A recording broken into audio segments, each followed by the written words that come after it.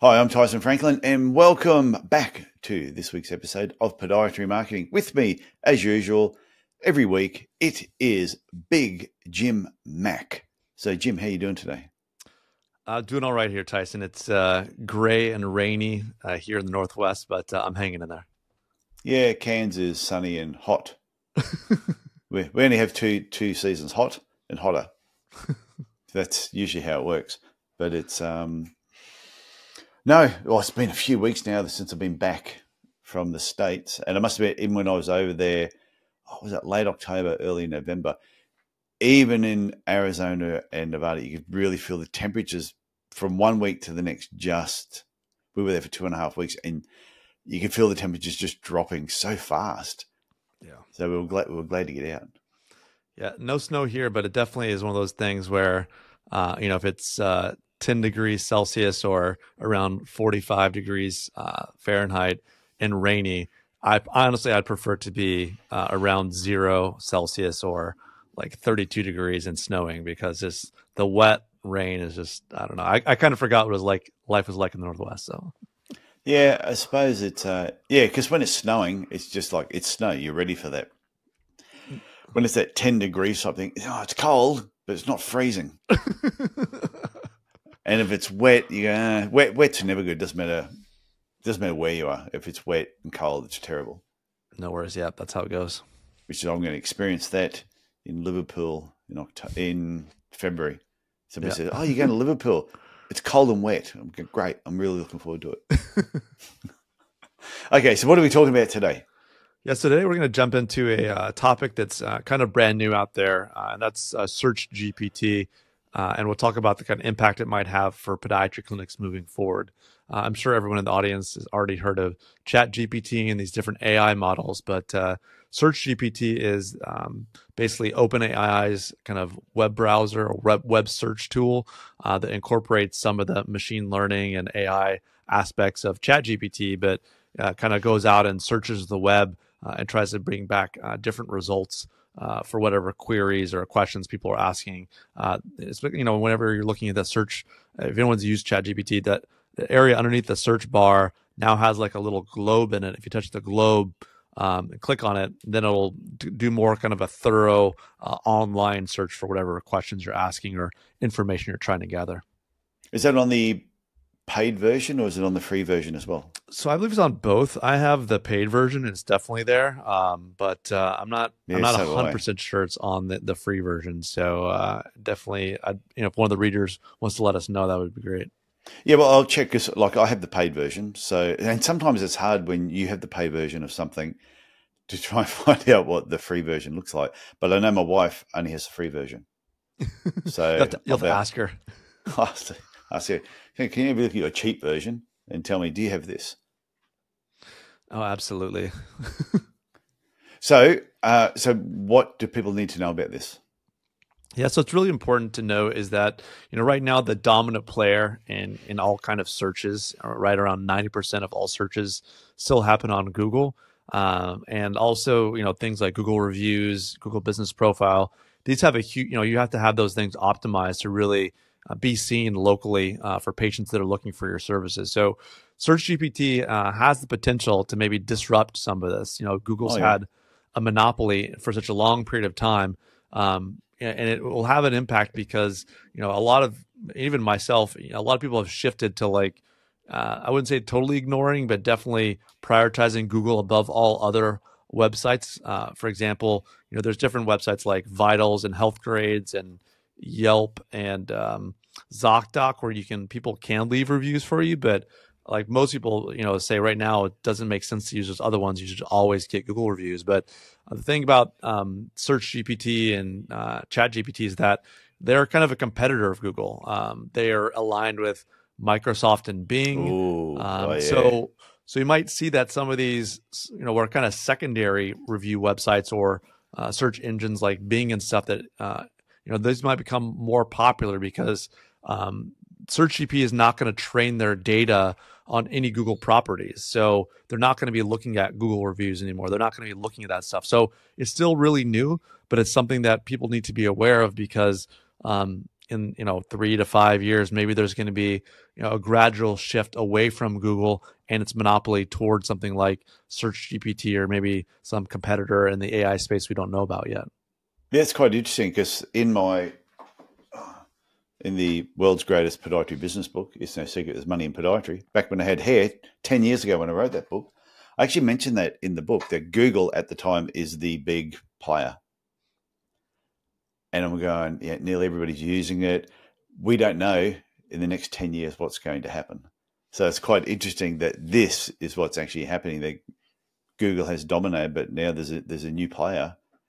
And if you're using ChatGPT already for doing certain tasks, if you're there, more than likely you're going to use it for search as well.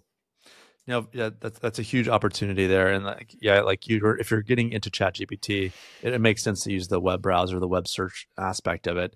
And another aspect that people need to be aware of too is that the way that Google ranks pages or shows pages, is very Google centric, right? They're trying to keep people on Google properties to show Google ads, but there could be not all users like that aspect of things, right? So SearchGPT and other ones in the future, they might search for more, instead of just using Google reviews. Like I said, they're going to use maybe 7 or 8 non-Google review websites to try to aggregate information about if you have 20 reviews on all these different websites, maybe that's a signal that SearchGPT would prefer over 500 Google search 500 Google reviews, for example. So you might have to spread out some of the tactics or the things you're doing, or the people you're working with in your marketing. They might have to change the way they're doing their work in order to stay ahead of the curve if this becomes more popular moving forward. But yeah, that's definitely something to consider. It's an exciting space though. It's something that's always changing, right? Like we talked about previously. The minute you think you get it all figured out, is a second that either Google's going to change. I got an email from someone today, somebody else I don't know, and the email that came through is a newsletter I'm part of, and it says, "Oh, here's the 5 biggest changes that Google's made last month." And when you go through them, you go, it just never stops. You constantly have to be on top of this sort of stuff. But can I just ask you a question? This is go back in history a little bit. Sure. So Google owns YouTube. But YouTube prior to that, who owned YouTube prior to Google owning it? It was a startup. It was a technology startup. Started by some guys in their 20s, some technology folks. So yeah, it was not really owned by anybody large at that time. Yeah, no, it's only because Google knew, or probably were aware, that people are going to be using that platform to search on. So now they own it, and so it makes you wonder what their response is going to be to SearchGPT. They're not going to just sit there and take it. No, for sure. And they already have their own AI model called Gemini, right? So it's one of these things where, they might, and you're seeing that. If you search Google now, on Google now, you're going to see a lot of AI generated results, which is not necessarily a great thing, because if, they don't need to click to your website anymore if Google's basically, utilizing all the information from all these websites and giving them answers to their questions. They may you may see traffic go down to a lot of different websites, but it definitely is an area where, potentially, a lot of people are very reliant on Google, whether you're paying for Google ads, like I said, you're trying to dominate the Google Maps, Google reviews. So, if you're totally reliant on Google, you may have to change the way you're doing things, because there could be additional trusted platforms and other expert resources that ChatGPT or SearchGPT is using in the future. And I'll outline kind of 5 things I think people can take action on moving forward to make sure that you're maybe it's not going to, like I said, maybe it's going to be 3 to 5 years, but something to be aware of, or make your marketing agency you're working with or consultant so they're staying on top of the game as well. Yeah, 3 to 5 years though is a long time in the tech industry. I mean, like I said, things just change so quickly. Even with ChatGPT, how long has ChatGPT been around for now? Maybe a couple years at its current iteration, I think. Yeah, maybe was it 3 years ago we were first talking about it on the podcast? I'm thinking about 2, but that maybe yeah. Yeah, but Yeah, I remember when we first spoke about it. It doesn't seem that long ago. How far it's moved since then, and how many versions of it. And now, if you mention ChatGPT, probably even you mentioned to my mum, who's almost 80, would probably know what it is. Probably would have heard people talking about it. It's like common knowledge now. So, and that's only been in the last 2 or maybe 3 years. I don't think it'll be 3 to 5 years before this just totally radically changes. No, for sure. So, what are the 5 actionable insights for podiatrists? Yeah, number one is something we touched on a little bit already. Is just prepare for this kind of market share shift from Google, right? So right now they're 90%, but it may not stay that way forever. So if you see Google slipping down into the 80s or the 70s, that's probably a clear signal that things are moving towards, maybe it's Apple's AI, their Apple Intelligence, or Bing has a chat incorporation of some of these features. So it's something that maybe it's time to test new platforms, right? So you have your Google business profile built out. Maybe you need to see, is there an equivalent thing on Apple? Is there something equivalent on Bing that your marketing agency or maybe yourself can go and make sure you're creating that Google business profile on these different providers and these different platforms? Because if, you don't want to be caught, kind of well behind the pack, you want to make sure you're staying on top of things. So it's important to test some of these new platforms. Also, you want to make sure, just diversify a little bit, right? Maybe if you already have 400 or 500 reviews and you're well ahead of the competition, maybe it is time to shift over some of those reviews to different platforms. You don't necessarily have to. You don't want to be so reliant on Google moving forward, as long as you're super competitive there right now.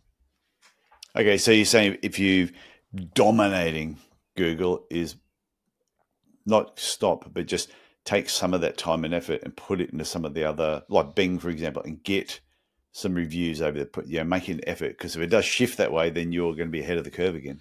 Yeah, you just want to be a little bit more diverse as far as making sure that at least you have an outpost there. Maybe you don't spend a lot of time with it right now, but if you see things moving in that direction where you see that if you search on SearchGPT and it's showing Yelp reviews or Health Grades reviews there, maybe it makes sense to send a few reviews that way, or make sure that you have your whatever the equivalent Google business profile is set up on those different platforms, because, it's kind of like things change slowly and then all of a sudden, it's not something that, you just want to make sure you're keeping an eye on things and you're not going to get caught being surprised if Google gradually does go down. Because at some point in time, Google will have a competitor. There was advertising before Google, and there'll be advertising and, marketing after Google online. Yeah, but I suppose even if you think of Facebook, for example, the people who were really smart were the ones who looked at how can you use Facebook for business. And they were the ones that were creating like business pages early before everybody else was actually doing it. Yeah, absolutely. And whether it was Instagram or even if you think of TikTok and those sort of things, there's the people who adopt these things early tend to do really well. And when the masses sort of follow, then it's a lot more competitive space. So, yeah, I think it's a good idea to get people thinking about this now. Yeah. Also, like I talked about, you want to strengthen your presence on multiple review sites. You don't want all of your eggs in the Google reviews basket, as long as you have, a significant lead. I'd say if you have, 50 more reviews than the competitors or 100, it's time to look into maybe shifting some of your reviews over to Yelp, Health Grades, Vitals. So it's not just Google.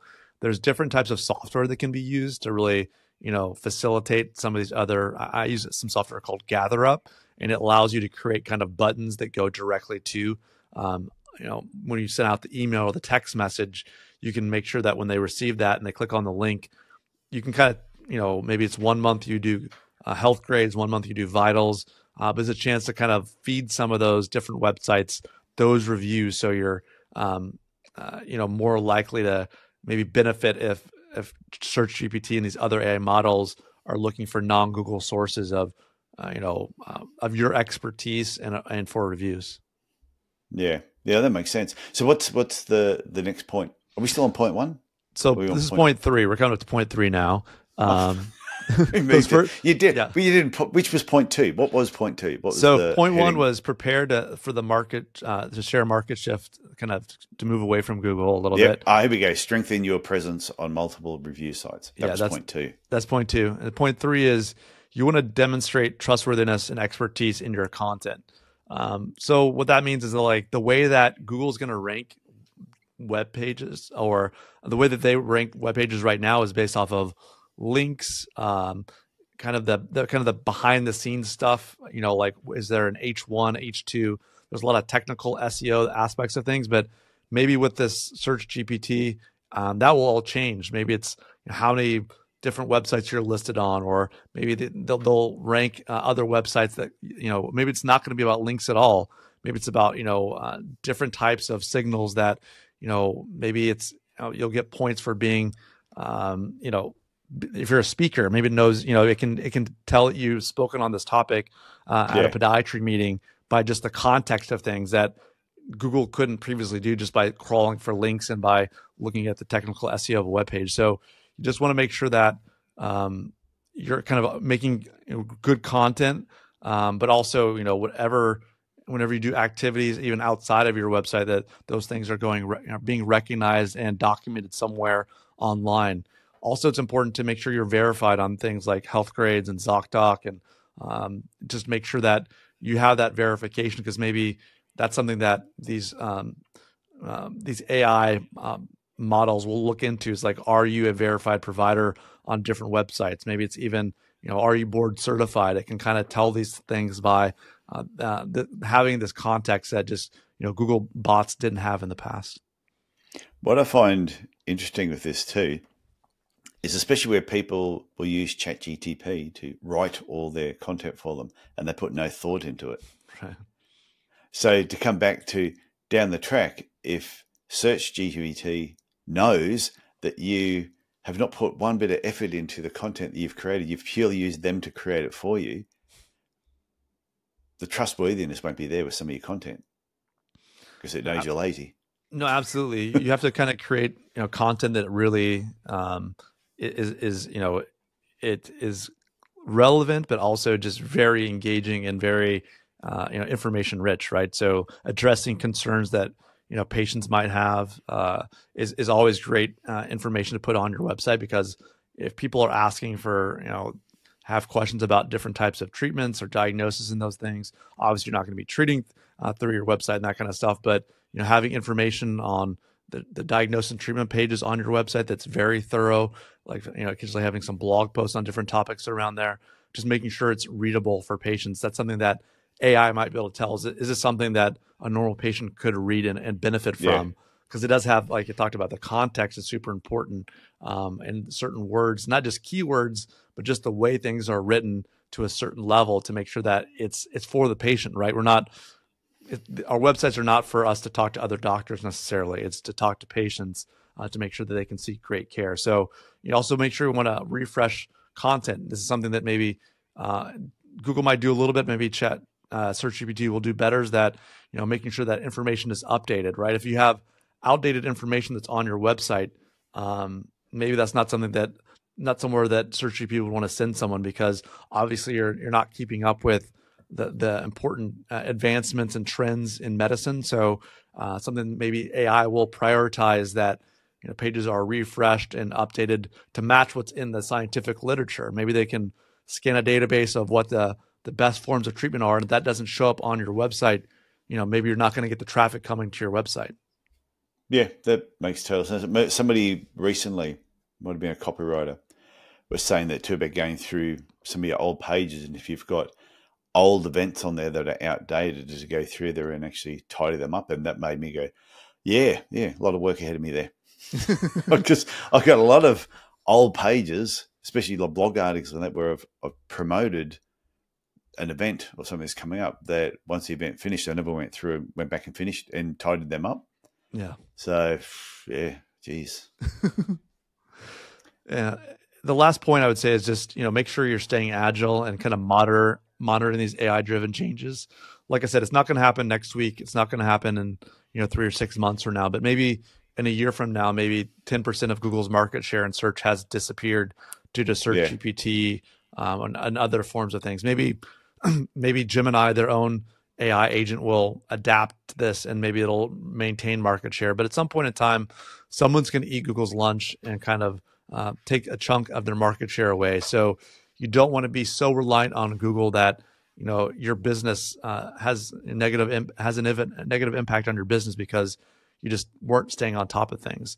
Like I said, when you work with an expert or a marketing consultant or an agency, they'll take care of this stuff for you. But being knowledgeable yourself will help you have good conversations and really make sure you're kind of like skating to where the puck is going and not necessarily where it's at. So it's a really, really important thing to be aware of. Like I said, Google kind of snuck up on a lot of old practices, and a lot of folks, 10 or 15 years ago, they would have never considered having search ads, right? But now, I would say almost every good clinic is utilizing targeted search ads because they're just a high ROI opportunity for your clinic. But we don't know what's going to happen with SearchGPT. Maybe they'll have some form of paid advertising on their platform moving forward. They're going to be looking for business models to be sustainable. So it's one of those things you just want to make sure you're taking action, staying on top of things.